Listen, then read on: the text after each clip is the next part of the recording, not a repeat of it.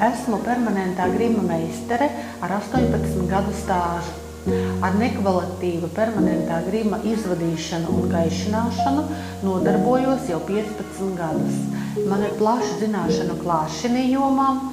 Esmu apmācījis arī citus speciālistus, kā darboties ar šo ierīci.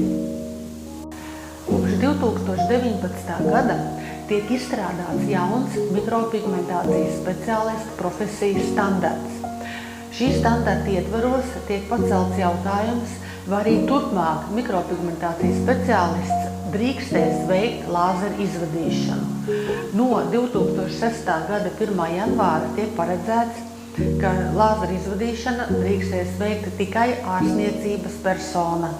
Mikropigmentācijas speciālisti, tetovēšanas meistari, klienti un, protams, arī permanentā grima un tetovēšanas asociācija vērš uzmanību uz vienu no galvenajiem aspektiem, uz to, kad nekvalitīva permanentā grima likvidācija, kā arī tetovējuma likvidācija notiek ar zemes frekvences lāzeru iekārtu. Tā nav medicīniska ierīce, tā ir kosmētiska ierīce.